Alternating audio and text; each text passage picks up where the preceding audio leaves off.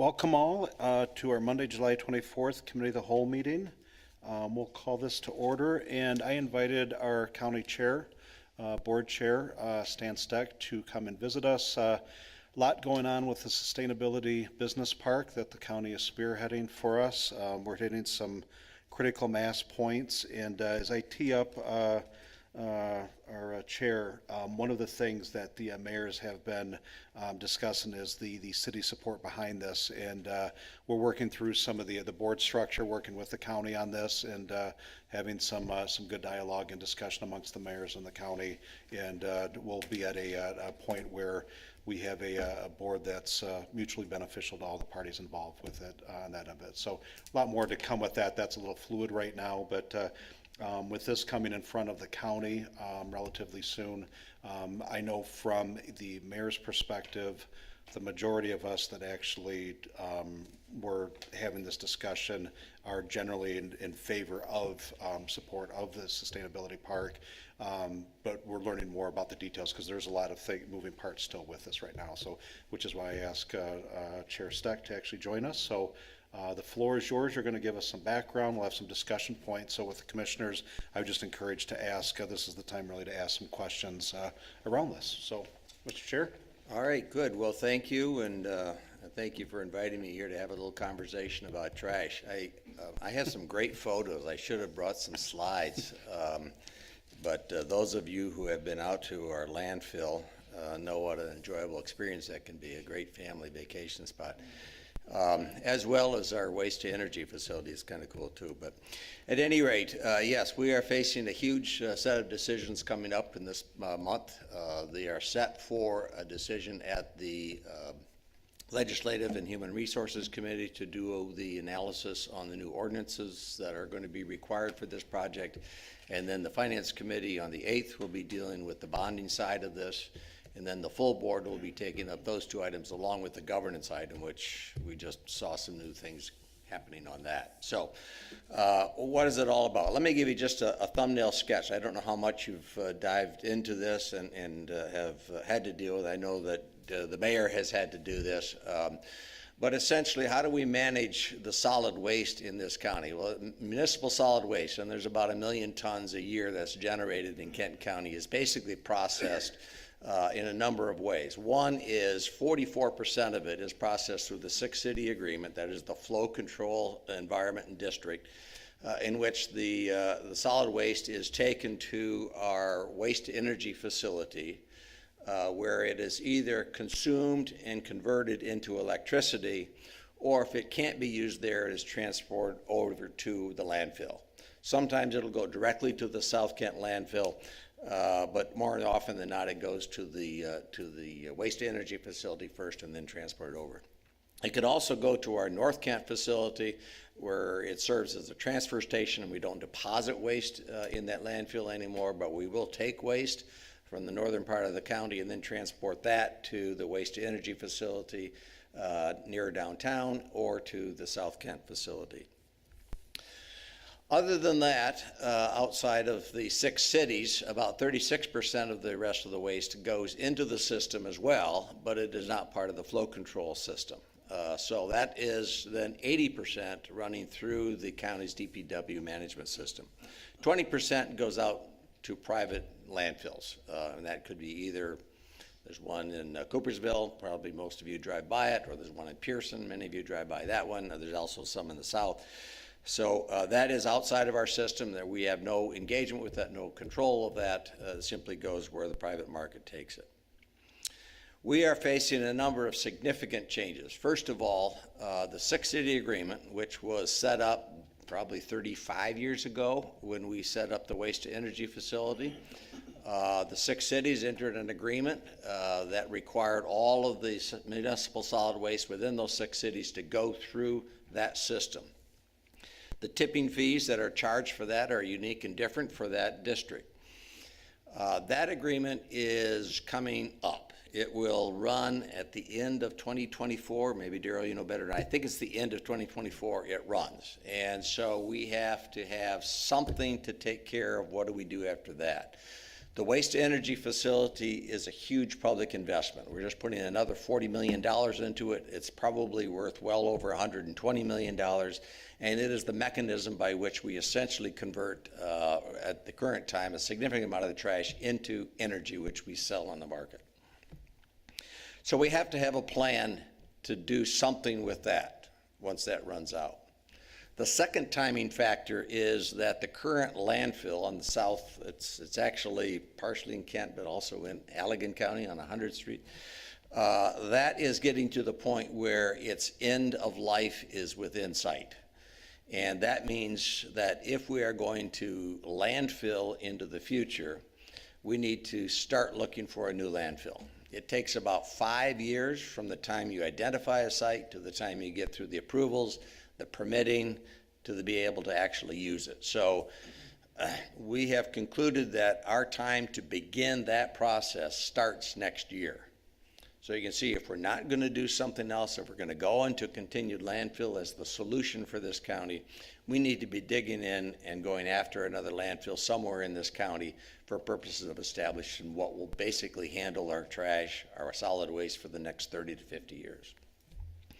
And the third thing that's pushing us from a time perspective is the state. If you're tracking this, the state just amended the statute having to deal with solid waste and actually is requiring all counties to establish a strategic plan for how you are going to get out of landfilling.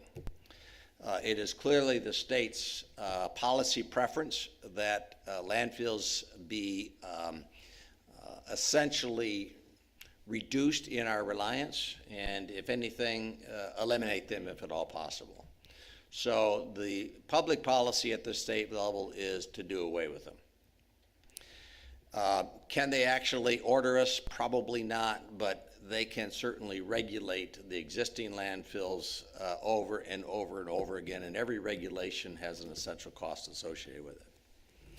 So those are what's forcing us. We have to do something, because I've had this conversation with a lot of my county commissioners. Well, you know, if I have concerns about this project or that project, can't we just sit back and study it for another couple of years? Well, you can, but it's going to happen around you. That is, the end of the agreement happens regardless of what we do. The fact that the landfill we have now is going to fill up is going to happen regardless of what we do. So we have to have a solution that essentially establish a waste management process for at least the next 30 years, probably the next 50 years. So what's it going to be? That's the decision the commission has to make. And there's really two broad options. Either we're going to reestablish a long-term reliance on landfilling, or we're going to shift to something more aggressive that deals with recovery of materials. Landfilling has a number of considerations. One is it's getting more expensive to find them. It's going to be about $40 million for us to find a new landfill. Landfills have high risks associated with them. Our experience with PFAS is one great, terrible, I guess, example of how a newly identified contaminant that's contained and percolating within these landfills suddenly is identified as a contaminant that we have to deal with. And it has cost us millions and millions of dollars to process the PFAS that's already in our system.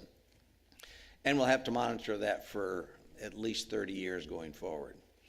So if we had another one of those kinds of circumstances, whether they change the acceptable level for lead in landfills or mercury or any other contaminant that's there, the potential cost could be prohibitive. What's the regulation going to cost us? What's the cost of actual operating within a facility? Nobody wants a landfill in their backyard, do they? Nobody. So the costs associated with landfilling are significant. The risks are significant. So what the DPW has done is they have looked at what would be the alternative. If it's not going to be a landfill, what's the best alternative? They've spent about 8 years now exploring various technologies, various capacities in the private industry and in the public use, and have landed finally on a proposal called the Sustainable Business Park. That Sustainable Business Park would basically pair up with the operations at the waste to energy, which converts trash into electric power. would partner with private industry to take other waste from this system and convert it into renewable natural gas, another power source, fertilizer products, and other byproducts such as metal products and plastic products, and there may be other things that we're still exploring that may be usable.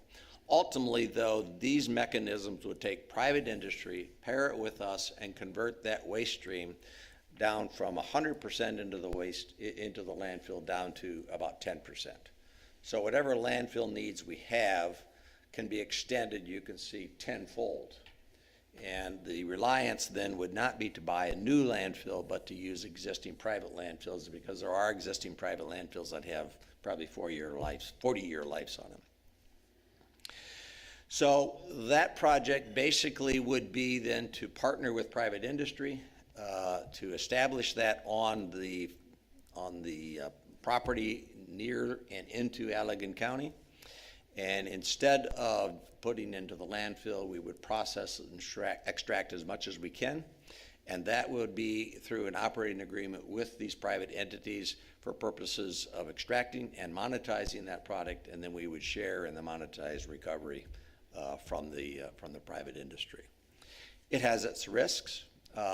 There is no guarantee. If any of you run businesses, you know there's no guarantees in business. Things can happen.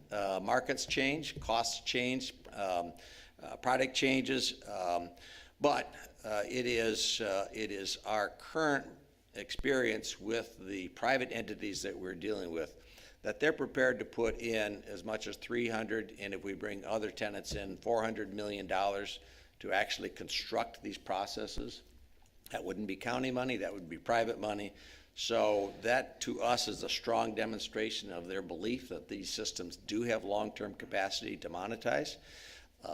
The primary tenant we have, Energia, functions around the world. They have at least 12 large operations that do in fact convert solid waste into renewable natural gas, and they do convert it into a recoverable revenue stream sufficient to cover their operations, and they make money. I know there's been a lot of talk about the fact that Energia had to take their Los Angeles facility into bankruptcy. That was a unique circumstance because Los Angeles entered into that agreement with them for purposes of doing similar to what we are going to do. They made a commitment for flow control, and then at the end, they backed out and only generated 5% of the waste that they had committed to do it. Well, waste is not good. We want to get rid of it. But if you're one of these companies, that's how you make your money. You need to have that waste stream. That's why flow control is so essential to this process. And if you don't have waste to process, you can't make money. And that's what happened to them. So they took that facility into bankruptcy to protect it. But where that has not been a problem, all of our review has shown that this process does generate revenue sufficient to sustain it. And so what we've concluded is it is a project that is well worth considering for purposes of processing this waste. The risks need to be balanced, and the commission will have to make that decision next week, starting next week in their committees. And I guess the last component of that is currently the waste to energy is operated with the 6 cities, and there is an advisory committee made up of various members of the 6 cities. There's been constant concern whether that is adequate for what the cities have engaged in, what they have at risk. This proposal, if we go forward with it, would actually restructure that so that we would restructure the management of the DPW entirely to bring the 6 cities to have representation directly on the DPW. We would extend the flow control to the full county, so the townships as well would be involved. They would also have representation on that process, and it would be that body that would be responsible for making those key decisions of what is the rate, what is the recovery, and what are the new tenants that we'd be dealing with. So 3 decisions that we're looking at. One is the ordinance that would extend flow control beyond the 6 cities, and by the way, Walker is one of those 6 cities, and extend it to the entire county. That's required for purposes of making sure that our private entities have enough trash, enough waste to be able to monetize. The second is the county has to be in for about 80 million. I swallow hard, but we just spent 300 million at the airport, so I don't have to swallow quite as hard. That is, why do we have to do that? Why not the private industry do that? It is because the only way to legally do this is for the public entity to be the owner of the shell. Maybe Supreme Court decisions will change, a lot of them do lately, but right now that's the law. So for us to do this, the county has to own the shell, and that's going to cost us about $80 million. All of the real processing facilities that go into the shell will be owned by private industry, and that's where the 300 to 400 million comes in. So we need to bond for that 80 million in order to get us over the hurdle to get the project done. And the third is equity, justice, and fairness requires a new management structure, which will bring in the various key stakeholders, including the cities and the townships, into that structure of own management. That's what we're looking at. Easy as pie, isn't it? Why we didn't do it years ago, huh? That was good with no pauses. Impressive. So you might have done this a time or two recently. Commissioners, any questions for Chairman Steck? Commissioner Burke. Commissioner Steck, thank you very much. Very useful. We had a presentation from Dar Boss a year and a half ago or so. It was very good. Got us thinking about that then. So it has been on our minds. I think what you're talking about, if we could pull this off, is a very substantial reduction in the end of what actually ends up in a landfill, right? Because the waste to energy facility we already have does a decent job. Right. Right? Now there's 20% private. Okay, right now nothing can be done about that, but that facility does a decent job. So you're talking about 10% of the percentage that they don't treat at the waste facility, right? Would be Correct. left going. So that's a Correct. dramatically smaller amount when you think about all the waste streams generated across the county. And I should say, Commissioner, that we've looked hard at, well, why not just expand the waste to energy? Why, so you have two burners, why not go to a third burner? And there's a couple of reasons that are key reasons. One is the cost of doing that is almost prohibitive. Two, it is still limiting. It doesn't give us the kind of flexibility we have when we have multiple methodologies available to us. And so I think that we are more solid when we have a process that'll essentially convert to renewable natural gas as well as electricity. So if the market drops in electricity, we can make it up somewhere else, and then if we can have other tenants, it's even more resilient. And the third is the timing of doing something like that, I'm told, is somewhere between 10 and 12 years. We don't have 10 to 12 years. Okay, yeah, that all makes a lot of sense. I mean, another thing we can do as you go across the rest of the county and all the townships, eventually we could start having a conversation again about how to just generate less waste out of every home. Like back in the day, you'd have glass bottles and things. You weren't just throwing away plastic all the time.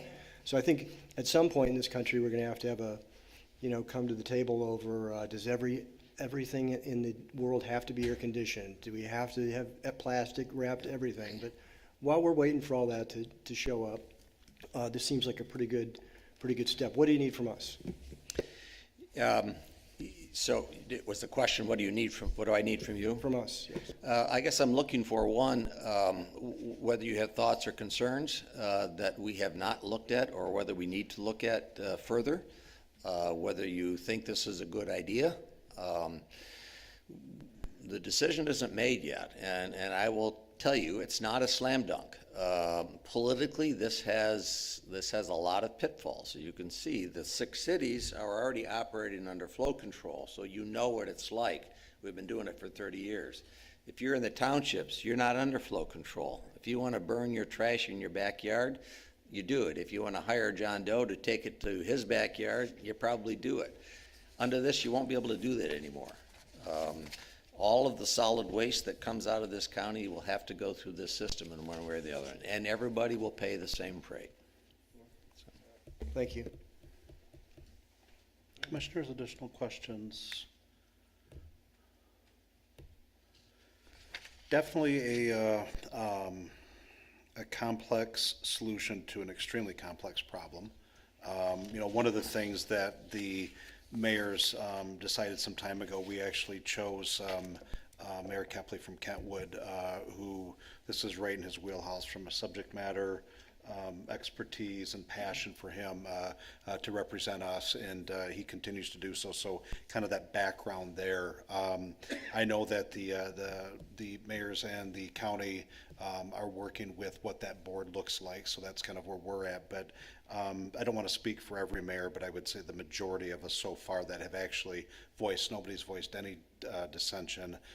We're generally in principle, we know we have to do something. We're hitting a crossroad, and I think Commissioner Burke's point is what does sustainable look like going forward? And we're hoping that this serves as that model, not just for this area, but not just for Michigan, but maybe a good part of this country as well. So we're excited to be going down that path. I know that the county is looking for kind of that litmus, are we going to have any acrimony amongst the cities and so forth? And I don't know on a quick straw poll from the commissioners if there's anything here that's jumping out of concerns, or are we comfortable with not asking for support tonight? It's more, I want to walk that fine line there, but generally speaking, I don't think that there's any pressing concerns we have on this. The big thing I think, as the mayors have talked about, has been that what's fair and equitable, particularly to our friends in the city of Grand Rapids and some of the tougher socioeconomic areas that cost increase are going to have some impact on there. So, well, and that is a good point, Mayor. There is a cost associated with this, and everyone should understand rates will go up. So the tipping fees within the six-city area will go up. The tipping fees for those outside of the six-city will go up even more dramatically because they're not currently controlled by flow control. So what is the range of that increase? We have spent a lot of time looking at, of course, what you pay depends upon what your hauler charges you, right? Their fees and charges are based upon what they have to pay the county or the DPW to dump the material. So they pay a tipping fee, but they have transportation costs, they have personnel costs, they have their profit margins, whatever, everything else that they have to cover that generates what is the fee. And ironically, we've learned that probably the biggest factor in your fee is when's the last time you negotiated with your carrier, right? So tip, always renegotiate with carriers at least every other couple of years. But it's going to go up. The tipping fees are going to go up. Right now, within the six cities, it's $75 a ton for tipping fee. It will probably go up to somewhere, we're projected it'll go up to somewhere around $87 to $92 a ton within the six cities. So our work with the chamber has suggested that businesses may see a net increase in their bills somewhere in the 5 to 15% increase. That's based upon comparison to what they paid 2 years ago, because that's the last data set we have, to today. The tipping fee increase, though, isn't projected to happen for another 3 years. That's going to take 3 years for us to ramp up. So I've tried to encourage the chamber, so we'll do a little bit of thinking here. What is inflation going to do over that 5-year period of time? So you're comparing apples with apples.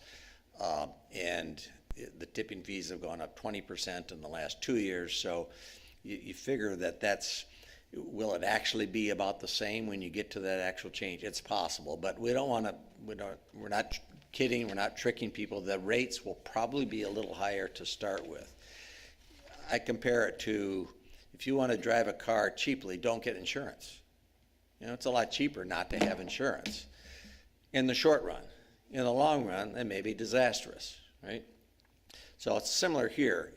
Some things about running a landfill are cheaper until you hit something bad like an environmental issue or like a regulatory issue.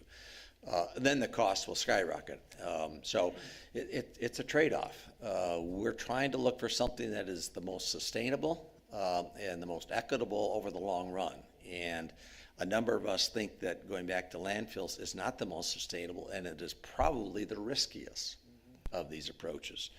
When you're looking at a sustainable business park, you're not talking about how much is the next cost or the regulation. You're really looking at how can I monetize? It's like a business. How can I make the most revenue out of converting what's otherwise trash into a monetizable product? and that puts revenue back into the pot. So I really like that conversation a whole lot more than I like just, okay, when's the next shoe going to drop? But there is going to be some costs, and so if we're expecting pushback, it's going to be because for some people, a $2 a quarter increase is outrageous. For some, it's going to be substantially greater than that. If you are really a high-producing business, like a restaurant, and you're out of the 6 cities, this is going to hit you fairly significantly because you're putting high volumes and you're paying low rates now, and you're going to be paying much higher rates later in the system. So what we're doing with this is we have a number of things we're trying to tweak. One is we'll have a rate equitization fund, so we'll try to adjust that as much as we can. And the other is we're going to retain consultants as part of this project to work directly with consumers to find how can you reduce the cost of that. For restaurants, it is a matter of doing some self-selecting so that you can adjust your waste to the point where it doesn't even have to go through the system.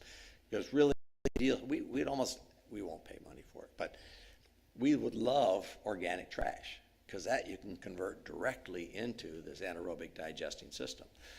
So the cost really to the system, if you can, a restaurant, you can purify a little bit, and that is don't put so much plastic and other stuff in there, and you keep it more organic, you can save substantial money. So we're going to be working with them to say, how can you do this? How can you do it in a way that's really much more cost effective for you? So there's some tweaks. We're still working on those, but we have to decide where's the direction. We're going to go into recovery, or we're going to go into dumping. Just one last thing, Stan. That last point was kind of on my point earlier of how do we get back to incentivizing people to go back some of those old habits we had where we're not throwing everything away and we're not making plastic trash out of everything. Yeah. If we can find a way to incentivize that and monetize it, it's a big idea. That's a big conversation. I have always taken the position at the county that we will roll up our sleeves and do everything within our power, within our jurisdiction.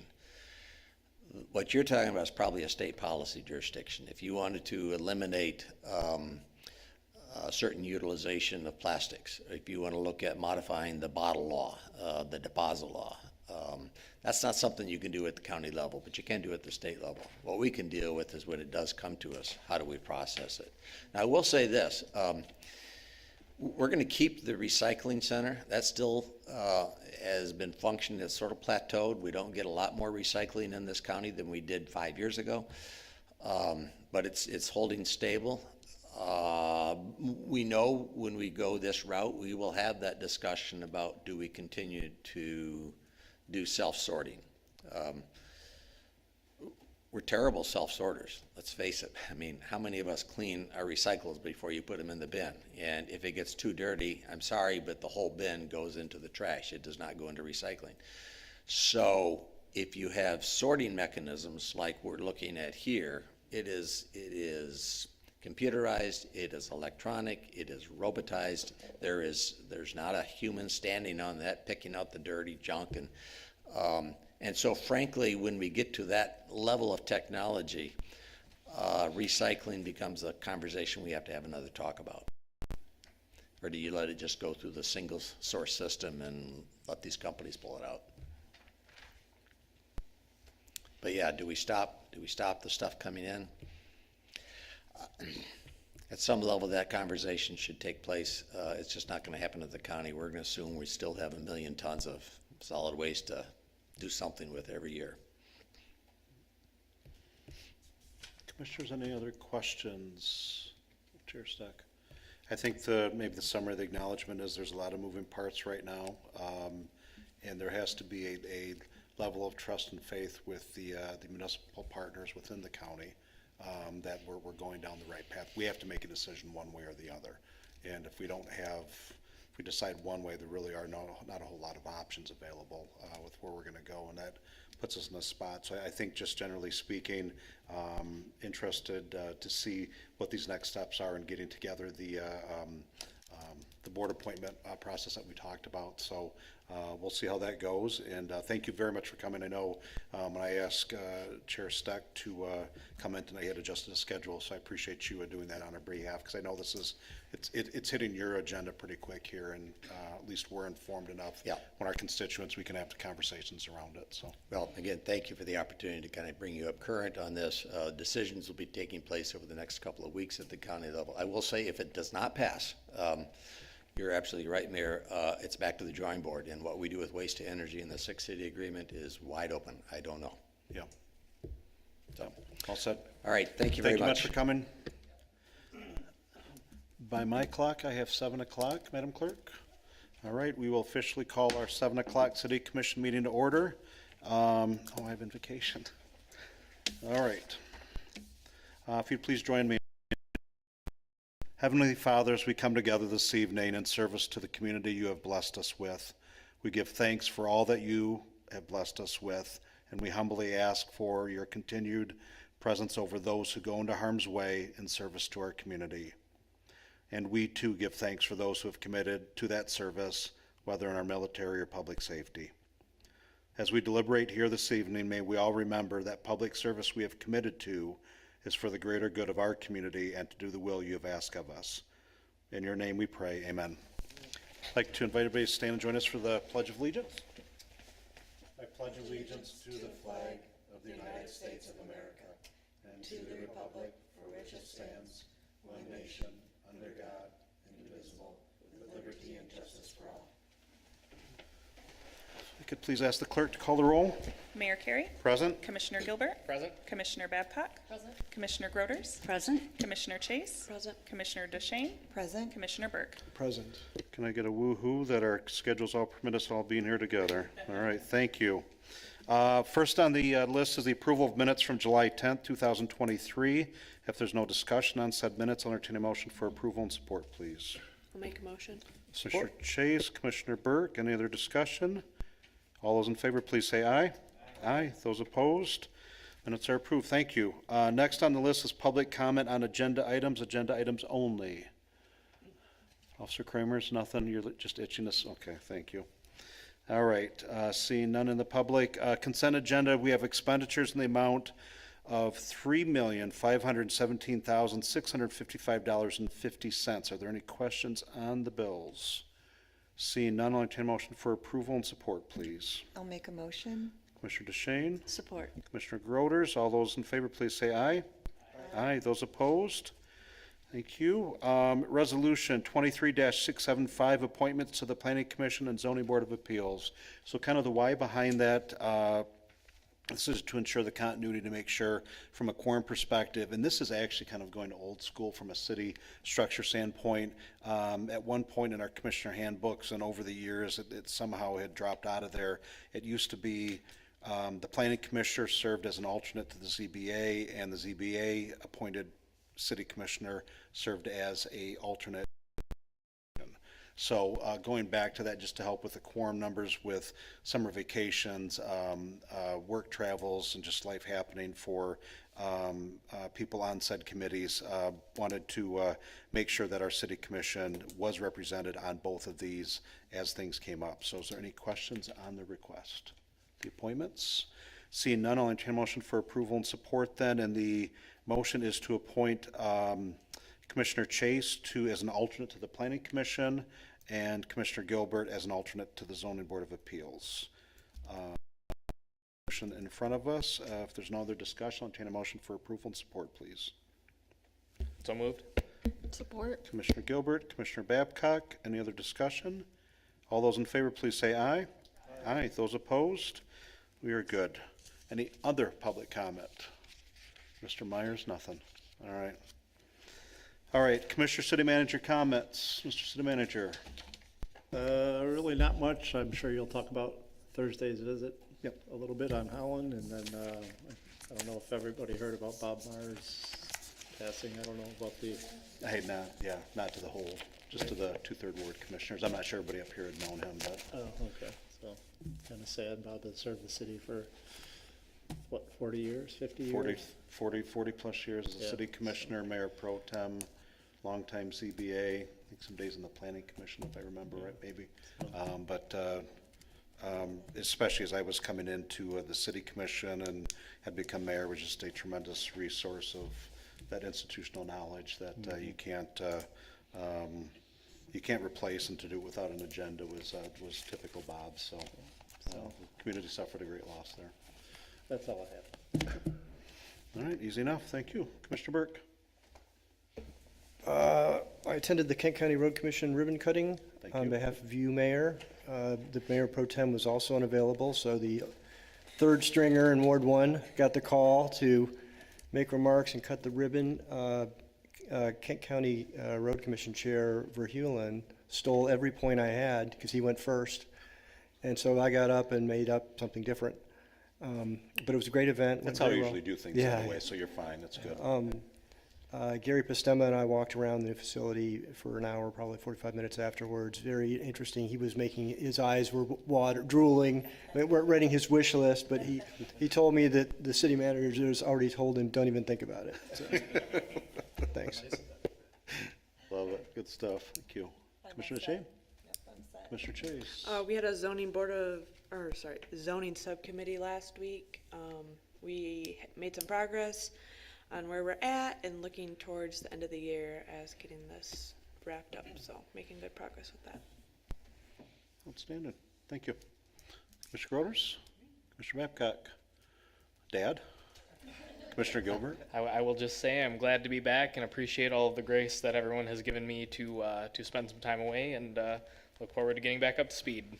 It's called back to reality, so here you are. Madam Clerk? Just a reminder, because we have been getting some calls in our office, there is no election in Walker for August, if you hear anything. On that note as well, we did receive an email today from Lance Werner, the Executive Director of KDL, that they will be putting a new millage proposal on the ballot for November. So we're still waiting for the county to confirm that, but it looks like we will be holding one in November. All right. Thank you much.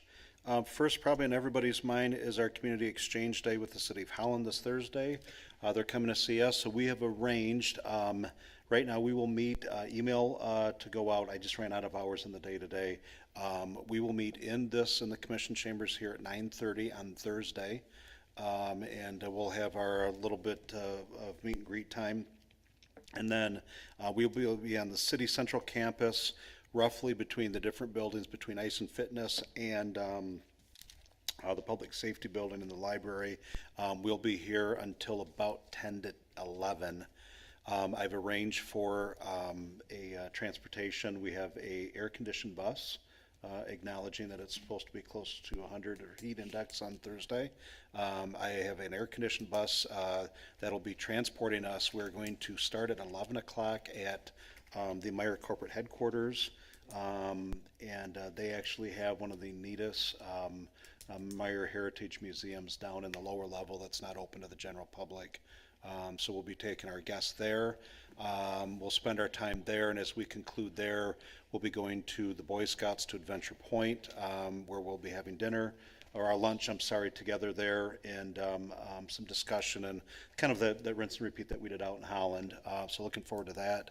And then when we are done there, we are actually going to be over at the State Police Post to go through the building, and Captain Hankey's been very accommodating and bringing us through there. So we'll get a tour the crime lab and the rest of the building where there's not, when the managers and myself, we were talking about the things to do, and Nicole had the idea about Venture Point for lunch, because we said, how do we do this?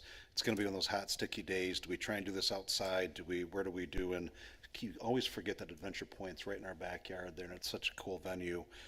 So Aaron, the CEO of the Boy Scouts, very gracious in taking us on, but Nicole's a great idea. But as we were talking about the things to do, and we thought, what represents Walker? And we will have our reciprocal arrangement for things for our guests coming in, but we are thinking about, what defines Walker, and really for us, it's that industrial reputation that we've picked up, and it's not like heavy industry where it's destroying the ecosystem or anything. It's kind of that light industrial.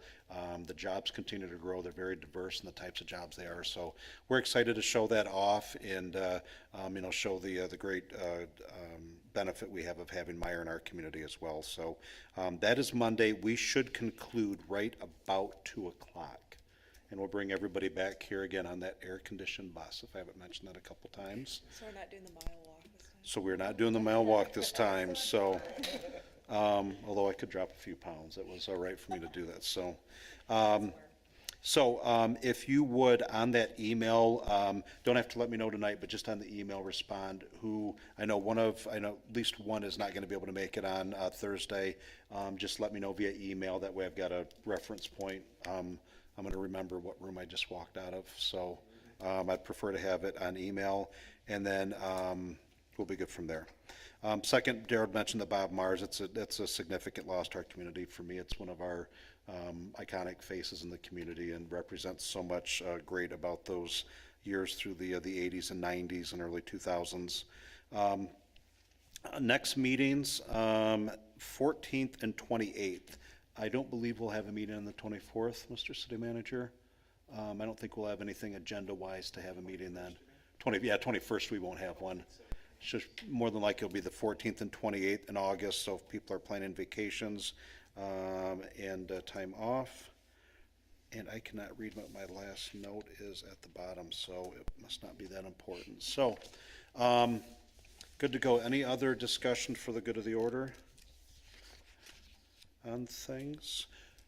Oh, I did note for the First Ward Commissioners, the Rapid is hosting a part I have the details. It's Wednesday at 1 o'clock. We are at is it Spectrum? I can't Charter Communications is going to host for businesses up on the north end for how we can drive extra ridership on that. If you're interested in attending, any commissioner, please see me and I'll get you the details on that. I'm trying to see the OZ. We have Ozone Action Days. So we're hitting if you happen to hear about this, the community, Commissioner Gilbert and I sitting on the Rapid Board. One of the things the Ozone Action Days are traditionally funded from federal grant money. Our problem has been we've had so many Ozone Action Days because they've hit the critical temperature point. That fund ran out of money, I think, a couple of weeks ago. There was really no plan for that because it is an abnormally hot summer. So that being said, I know we had our CEO had reached out today and asked me, what do we do with tomorrow? And I think the optics of not having, when it's as hot as it is, not having that ridership is significant. So we'll find a way to move the money. So if you hear anything about that, because our ridership definitely has been picking up in Walker, we want to continue to incent people to ride that, especially when they need it the most. So we're trying our best to make sure that we maintain I don't want to call that privilege, but maintain that opportunity for them. So that being said, that was all I had on my list. Anything else? Quick right to left. Seeing none, I'll entertain a motion for adjournment. Approval and support, please. I'll make a motion. No support. Commissioner DeShane, Commissioner Chase, all those in favor, please say aye. Aye. Those opposed, we stand adjourned. Thank you.